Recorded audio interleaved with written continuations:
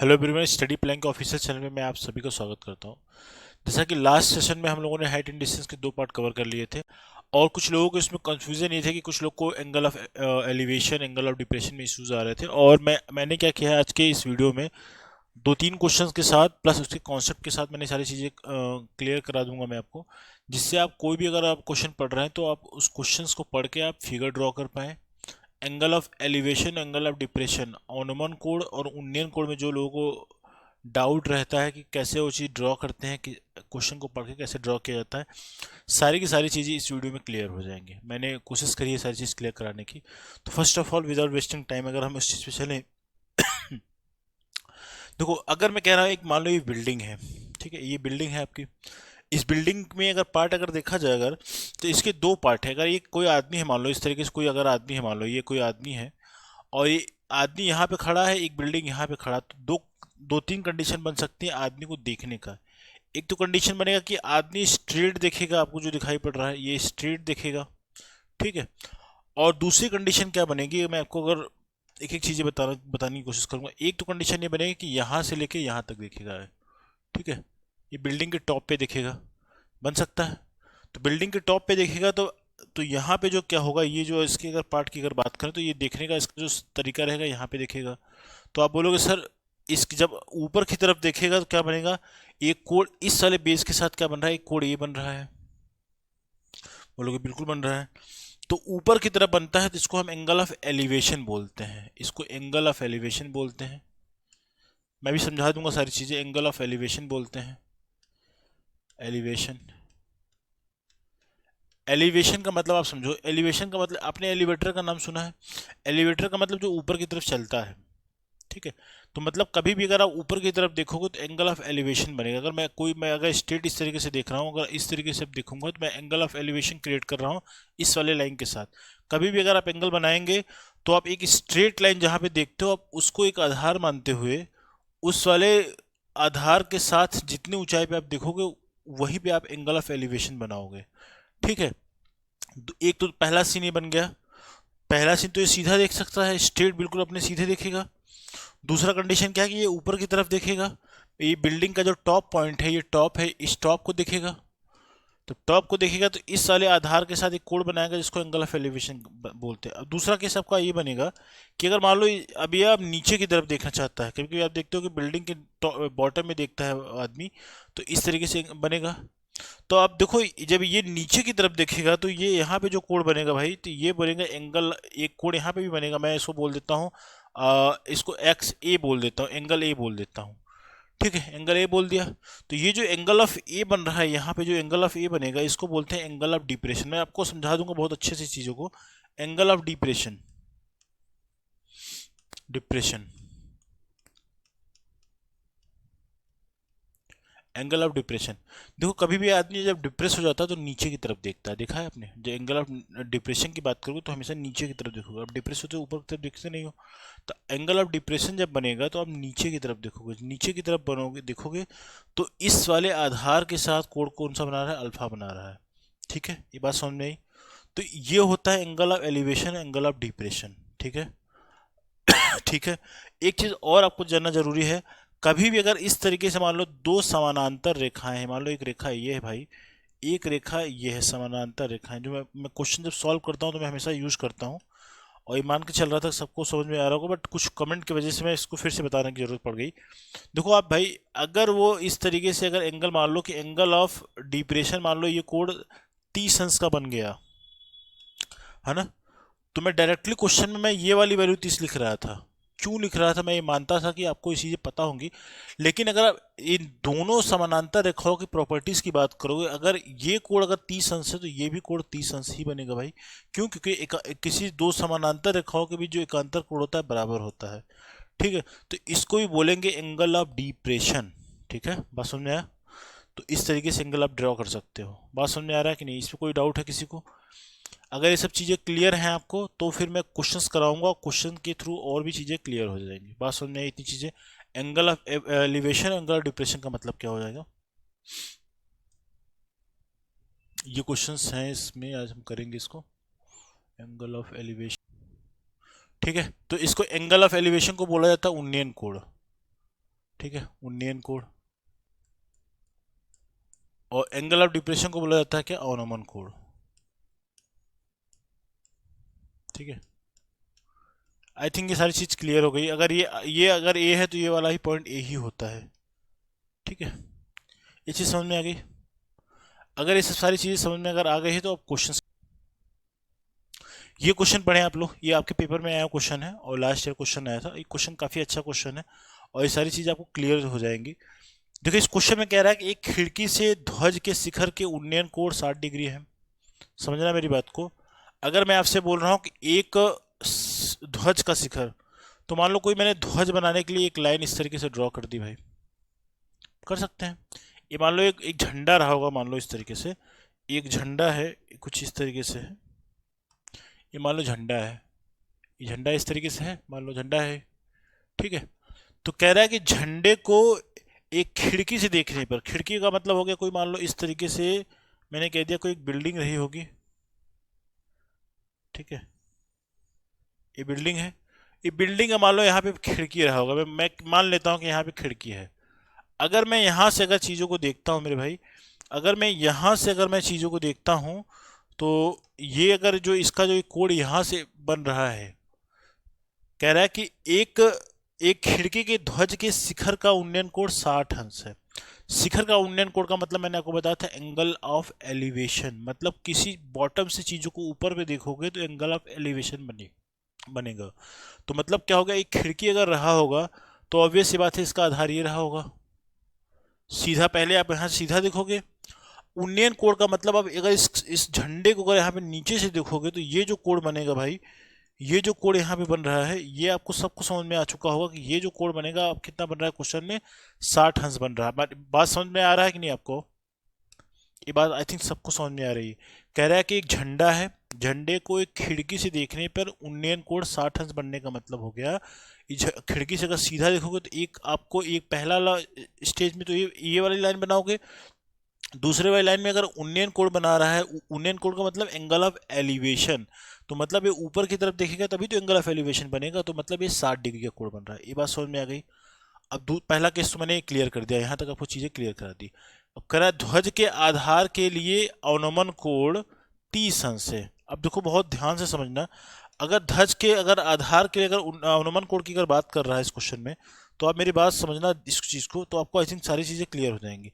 अगर मैं ध्वज के आधार के लिए अगर अवनमन कोण की बात करता हूं तो यहां से जो कोण बनेगा, इस क्वेश्चन में 30 अंश दे के रखा है, मतलब क्या हो गया, इसकी जो वैल्यू है इस क्वेश्चन में, ये जो कोण बन रहा है ये वाला कोण, ये वाला कोण क्वेश्चन में 30 अंश दे के रखा है, जो कि क्या हो गया, एंगल ऑफ डिप्रेशन है, अवनमन कोण है। अगर झंडे से अगर नीचे की ओर देखोगे तो ये जो कोण बनता है ये 30 अंश का बनता है। ध्वज के आधार के लिए अवनमन कोण 30 अंश है। बात समझ में आई। ध्वज से खिड़की की 36 दूरी, ध्वज का मतलब ध्वज से खिड़की की 36 दूरी का मतलब यहां से लेके इसके पाद बिंदु से लेके इसके 36 दूरी, इन दोनों की जो बीच की दूरी है 6 मीटर दे के रखी है क्वेश्चन में। इसमें कोई दो राय किसी को नहीं है, 6 मीटर दे के रखा है। ठीक है, मैं आपको इस क्वेश्चन के थ्रू आपको फिगर ड्रॉ करना सिखा रहा हूँ कि किस तरीके से फिगर ड्रॉ करते हैं। ठीक है, बहुत आसान होता है, एक बार आपने फिगर ड्रॉ कर लिया, मैंने आपको सारी चीज़ें 5 टाइप पे कवर कर दी थी, आपको सिर्फ ये फिगर ड्रॉ करना सिखा रहा हूँ। ठीक है, अभी मैंने आपको बताया था अगर यह 30 है तो यह वाला एंगल भी 30 होगा, क्यों होगा मैंने इसके पहले रीजन बता दिया है। अब आपको यहाँ पे दो ट्राइंगल दिख रहे हैं, एक त्रिभुज आपको ये वाला दिख रहा है, ए बी सी दिख रहा है, और दूसरा दिख रहा है बी डी और ई दिख रहा है, बी डी ई, दो ट्राइंगल दिखे। इन दोनों ट्राइंगल मैंने आपको बताया था, कभी किसी त्रिभुज में अगर दो त्रिभुज बनते दिखाई पड़े, दो एंगल दिखाई पड़े, तो आप 2 बार tan थीटा लगा देना, क्वेश्चन सॉल्व हो जाएगा।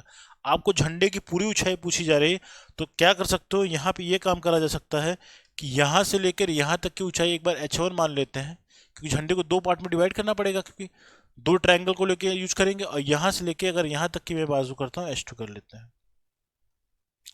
ठीक है, ये हो गया h1 h2 हो गया। h1 h2 हो गया तो h1 h2 की वैल्यू हम दोनों को अलग अलग फाइंड आउट कर सकते हैं विद द हेल्प ऑफ दोनों ट्राइंगल की वजह से। बात समझ में आई। अगर मैं कहता हूं अगर triangle B A C A B C की ट्राइंगल अगर ए बी सी में बात करूं, ट्राइंगल ए बी सी में बात करूं, तो आप बोलोगे सर ये 60 डिग्री बन रहा है, 60 डिग्री का मतलब ये कोण को, इस त्रिभुज को अगर काट के अगर निकालो कुछ इस तरीके से त्रिभुज बनेगा। ये 60 डिग्री है, ये H1 है, और ये वाली वैल्यू देखो मेरे भाई, अगर ये 6 मीटर है तो इसके समानांतर ऊपर कहीं भी जाओगे सब दुनिया 6 6 मीटर ही रहेंगी। इसका मतलब ये जो दूरी आएगी, ये यहाँ से लेके यहाँ तक की जो दूरी आएगी, यह भी 6 मीटर ही होगी। क्यों? क्योंकि इसके समानांतर है। ये 6 मीटर है, अगर यहाँ पे भी एक लाइन खींचोगे 6 मीटर आएगा, इसके समानांतर कहीं पे भी लाइन खींचोगे तो आपको 6 मीटर ही मिलेगी। ठीक है, तो ये 6 मीटर ये हो गया। ठीक, अब इसमें अगर हम tan थीटा लगा दें, मैंने आपको बताया था कि ये सामने लंब दिखाई पड़ रहा है, नीचे आधार है, तो लंब और आधार का जो रिलेशन होता है tan थीटा के थ्रू लिखते हैं। इसका मतलब अगर tan थीटा के फॉर्म में चीज़ें अगर लिखे तो क्या मिल के आएगा, tan 60 डिग्री बराबर क्या हो जाएगा, तो क्या हो जाएगा, इसके सामने लंब कौन सा पड़ रहा है, H1 पड़ रहा है, तो H1 लिख लो, और नीचे क्या है 6, तो 6 लिख लो। आधार होता है सामने वाली भुजा बटे पास में सटी हुई भुजा, तो H1 की tan 60 का मान कितना होता है, रूट, तो बोलोगे सर √3 होता है, और H1 बाई क्या हो जाएगा, ये 6 हो जाएगा। H1 की वैल्यू निकालोगे भाई तो क्या हो जाएगा, ये 6√3 हो जाएगा। कोई दो रहा है किसी को? नहीं होना चाहिए। H1 की वैल्यू पहले वाले त्रिभुज से हम लोगों ने निकाल ली 6√3। अब दूसरा त्रिभुज हम कौन सा पकड़ेंगे जिससे हमें ये वाली ऊंचाई पता लग जाए, तो आप बोलोगे सर अगर ये H2 ये है तो इसके समानांतर भुजा तो ये भी तो है, तो ये मतलब हो गया कि ये भी क्या होना चाहिए, ये भी H2 होना चाहिए, है ना, होना चाहिए। ठीक है, कोई दो राय नहीं किसी को। तो अगर ये H2 हो गया, अगर ट्रायंगल हम BED अगर ले लें, अगर त्रिभुज BED ले लेते हैं, BED अगर ले लूँ मैं, BED ले लूँ, तो ये क्या अब इस तरीके से त्रिभुज बन रहा है आपको। अब यहाँ पे त्रिभुज कुछ इस तरीके से बनता नजर आ रहा है आपको। ये वैल्यू 30 डिग्री है, इसके सामने हम लोगों ने वो H2 लिखा था, तो H2 ये हो जाएगा। ये वाली वैल्यू 6 मीटर दे के रखी है ऑलरेडी, आपको पता है इसमें, ये ऐसा फिगर पहले से ड्रॉ करके रखा है हम लोगों ने, ऑलरेडी पता है। तो ठीक है, तो ये tan 30 बराबर अगर लिखोगे तो आप क्या लगाओगे यहाँ पे, tan थीटा बराबर क्या हो जाएगा, इसके सामने की साइड क्या है H2, तो H2 लिख लो आप, इसके साथ लगी हुई भुजा क्या है 6, तो 6 लिख लो। ये जो करते हो आप, और tan 30 की वैल्यू होती है 1/√3, तो 1/√3 रखो यहाँ पे। ठीक है, बराबर क्या हो जाएगा, H2 बाई क्या हो जाएगा, 6 हो जाएगा। जब इसको सॉल्व करो भाई तो क्या हो जाएगा, ये 6/√3 आ जाएगा, बराबर H2 आ जाएगा। देखो मैंने आपको बताया था परमेयीकरण करना सिखाया था, ठीक है। परमेयीकरण में मैंने क्या आपको सिखाया था कि कभी भी अगर चीज़ें √3 में अगर नीचे गिवन हो, कोई भी नंबर अगर है उसके नीचे √3 में आ रहा है, या फिर √3+1 आ रहा है, √3-1 आ रहा है, तो परमेयीकरण करने का तरीका मैंने आपको प्रीवियस वाले वीडियो में, जो स्टार्टिंग के 2 वीडियो मैंने कराए थे हाइट एंड डिस्टेंस के, वहाँ पे मैंने आपको रेशनलाइजेशन करना सिखाया था। तो फिर वो चीज़ों को मैं मान कर रहा हूँ, चल रहा हूँ कि आपको पता है चीज़ें, तो यहाँ पे √3 × √3 कर लेते हैं, परमेयीकरण कर रहा हूँ। जब परमेयीकरण करोगे आप इसको, तो √3 × √3 करोगे 3 आ जाएगा, तो क्या हो जाएगा 6 बटे क्या आ जाएगा, 3 आ जाएगा। तो √3 गुना √3 करोगे तो ये 3 हो जाएगा, तो 3 दूनी क्या हो जाएगा 6 हो जाएगा। तो ये वैल्यू ओवरऑल कितनी आ गई, 2√3 आ गई। ठीक है, तो H2 की जो वैल्यू आई क्वेश्चन में आपकी आ गई 2√3। H1 की वैल्यू 6√3 है और H2 की वैल्यू 2√3 है। अगर हमें झंडे की पूरी लंबाई बतानी है तो आप बोलोगे सर झंडे की पूरी लंबाई यहाँ से लेकर यहाँ तक की तो झंडे की पूरी लंबाई है, जिसमें H1 प्लस H2 जोड़ देंगे। H1 प्लस H2 की वैल्यू कितनी आ गई है, 6√3 एक वैल्यू आई है, और नीचे की वैल्यू 2√3 आई है। झंडे की पूरी लंबाई निकालने का मतलब क्या हो गया, H1 प्लस H2 को जोड़ दो, 6√3 प्लस 2√3 जोड़ दो, तो आंसर कितना आ जाएगा 8√3। तो ऑप्शन तो इसमें लिखा नहीं, बट इसका आंसर क्या आ जाएगा 8√3। क्वेश्चन एग्जाम में आया क्वेश्चन है, आप चाहें तो आंसर मिलान कर लेना, 8√3 ही आंसर आएगा। ठीक है, तो झंडे की जो लंबाई आ जाएगी H1 प्लस H2 बराबर 6√3 प्लस 2√3, ये वैल्यू कितनी आ जाएगी 8√3। ठीक है, तो ये इसका आंसर हो जाएगा। तो इस क्वेश्चन से मैंने आपको एंगल ऑफ एलिवेशन उन्नयन कोण, एंगल ऑफ डिप्रेशन अवनमन कोण के थ्रू कैसे क्वेश्चन में हम यूज करके चीज़ों को बनाते हैं, मैंने वो समझाने की कोशिश करी है with the help of previous year question, या के पेपर में आया क्वेश्चन है। ये क्वेश्चन पढ़े आप, ये भी क्वेश्चन आपके पेपर में आया हुआ है। इसमें भी एंगल ऑफ एलिवेशन और एंगल ऑफ डिप्रेशन आप खुद से लगाने के सॉल्व करने के लिए कोशिश करना। ठीक है, मैंने पहले वाले क्वेश्चन से चीज़ों को एकदम क्रिस्टल क्लियर करने की कोशिश करी है। कह रहा है एक समतल भूमि में किसी खंबे की छाया की लंबाई, एक समतल भूमि है तो इस तरीके से आप समतल लंबाई बना लो। समतल भूमि बना लिया इस क्वेश्चन में। कह रहा है कि जो खंबे की लंबाई, खंबा मतलब क्या हो गया, एक इस पे एक खंबा रहा होगा तो मैं खंबा भी बना देता हूँ। तो मान लो एक खंबा है, मान लो ये यहाँ से खंबा बना दिया। कह रहा है कि एक खंबे की लंबाई की दुगनी है। मान लो देखो कह रहा है कि एक समतल भूमि पे एक खंबा खड़ा है, उसकी जो परछाई है उसके लंबाई से जो उसकी खंबे की लंबाई है उसकी दुगनी बन रही है। इसका मतलब हो गया कि अगर खंबे की लंबाई हम अपनी इच्छा अनुसार कुछ भी ले लें, अगर इसकी लंबाई में अगर एच ले लेता हूँ या फिर एल ले लेता हूँ, आपकी जो इच्छा करे ले लो, तो जो इसकी परछाई बनेगी, ऑब्वियस सी बात, खंबा अगर इधर है, सूर्य अगर इधर से पड़ रहा है तो परछाई इसके नीचे ही तो बनेगी। जो इसकी परछाई ये वाली बन रही है ये इसकी दुगनी बन रही है। अगर ये एल है तो ये 2l बना लो, है ना। ठीक है, कितना ज़्यादा आसान है आप सोचो देखो। ठीक है, तो कह रहा है कि सूर्य के उन्नयन कोण, उन्नयन कोण का मतलब अभी मैंने बता दिया आपको, सूर्य का उन्नयन कोण बताना है। ठीक है, कैसे बनाओगे आप, जो इसमें आप उन्नयन कोण बनेगा यहां से बनेगा। क्यों? क्योंकि एंगल ऑफ एलिवेशन ऊपर ही तो बनता है। तो आप यहां से ऊपर की तरफ देखोगे, मतलब क्या हो गया, उन्नयन कोण का मतलब हो गया कि आप ये जो पेड़ है या फिर जो क्या खंबा है ना, इस खंबे के ऊपर शिखर को देखोगे तभी उन्नयन कोण बनेगा। उन्नयन कोण बनाने के लिए आपको इस वाले समतल भूमि के किनारे पे आना पड़ेगा, यहाँ पे रहना पड़ेगा, और यहाँ से ऊपर जब देखोगे तभी उन्नयन कोण बनेगा। इसकी वैल्यू क्वेश्चन में आपसे पूछा जा रहा है कि क्या होगा, ये थीटा की वैल्यू पूछ रहा है। देखो इस क्वेश्चन में बहुत कुछ करने की ज़रूरत नहीं है, इसमें 3-4 ऑप्शन दे के रखे हैं। ठीक है, तो देखते हैं क्या लगा सकते हैं। अगर टेन थीटा की अगर वैल्यू मैं लिखता हूँ मेरे भाई, यहाँ पे टेन थीटा ही लगेगा, क्योंकि इसमें हमें आधार और लंब में एक ही रिलेशन निकल के आता है, टेन वाला। अगर यहाँ पे टेन थीटा अगर मैं लगा देता हूँ तो आप बोलोगे सर टेन थीटा की जो वैल्यू आएगी, सामने वाली भुजा होती है, सामने की भुजा, सामने की भुजा क्या है तो बोलोगे सर एल है, इसके सामने की भुजा क्या है, एल है, तो एल लिख लो। और इसके पास वाली भुजा, इसके पास की जो भुजा है, इस कोण के पास वाली भुजा क्या है, 2l है, तो 2l लिख लो। इसको जब काटोगे तो एल एल कट जाएगा, तो यहाँ पे बचेगा 1/2। ठीक है, टेन थीटा की जो वैल्यू आ गई कितनी आ गई, 1/2। देखो भाई टेन 30 की वैल्यू होती है, आपको पता है, मैं आंसर देखो प्रूफ करा देता हूँ। टेन 30, अगर अगर थीटा की वैल्यू, क्वेश्चन में आपसे कोण पूछ रहा है, अगर थीटा की वैल्यू अगर 30 डिग्री लोगे तो ये आंसर आएगा। टेन थीटा की वैल्यू आती है, टेन 30 की वैल्यू आप सभी को पता है ये 1/√3 होती है। इसी तरीके से टेन 45 का मान चेक करोगे तो 1 आएगा, टेन 60 का मान चेक करोगे तो √3 आएगा। तो ये भी आंसर मैच नहीं कर रहा है, ये भी आंसर नहीं मैच कर रहा है, ये भी आंसर नहीं मैच कर रहा, क्योंकि ये 1/2 आया है। तो इसका आंसर क्या हो जाएगा, उपयुक्त में से एक से अधिक, ये भी आंसर गलत है। तो उपयुक्त में से कोई नहीं इसका आंसर सही होगा, क्योंकि टेन थीटा की वैल्यू 1/2 न तो 30 डिग्री पे आती है, न तो 45 डिग्री पे आती है, न तो 60 डिग्री पे आती है। ऑप्शन से हम लोगों ने क्वेश्चन को सॉल्व कर लिया है। तो ये सब क्वेश्चन को करने के बेहतरीन अप्रोच रहते हैं। क्वेश्चन को अगर आप जितनी प्रैक्टिस करोगे, जितनी चीज़ें मैं कराने की कोशिश कर रहा हूँ इतना कर लो, हाइट एंड डिस्टेंस में आपका एक भी क्वेश्चन मिस नहीं होगा। लेकिन ये कि अगर आप बेसिक्स अगर अगर समझ लेते हो तो क्वेश्चन तो कैसा ही पेपर में बना दिया जाए, कभी बेसिक्स ऊपर पेपर नहीं आता। देखो मैंने आपको पेपर में जो क्वेश्चंस लिए हैं, जितनी भी चीज़ें बताई हैं, उन्हीं का यूज करके क्वेश्चन को सॉल्व कराने की कोशिश करिए, और क्वेश्चन सारे के सारे सॉल्व हो जा रहे हैं। देख लो कितनी आसानी से हो रहे हैं। क्वेश्चन में आपसे पूछ रहा कि उन्नयन कोण बन रहा है, तो मतलब ये हो गया कि बॉटम पॉइंट से टॉप पॉइंट पे वो देख रहा है, समझ में आया। तो इसी तरीके से हम उन्नयन कोण का हम लोगों ने निर्धारण कर लिया। अगर अनुमान की बात करेगा, इसका मतलब ऊपर से नीचे की तरफ देखेगा, डिप्रेशन हो जाएगा। अनुमान का मतलब नीचे की तरफ देखोगे, डिप्रेस्ड होकर देखोगे, एंगल ऑफ डिप्रेशन वहां बनता है।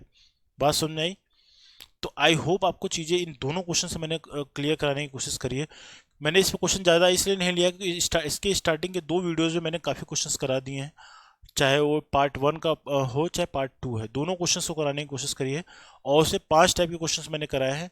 इसमें कुछ विद्यार्थियों के कमेंट थे कि एंगल ऑफ एलिवेशन में, उन्नयन कोण में, अनुमान कोण में फिगर ड्रॉ करने में उनको इश्यूज आ रहे हैं।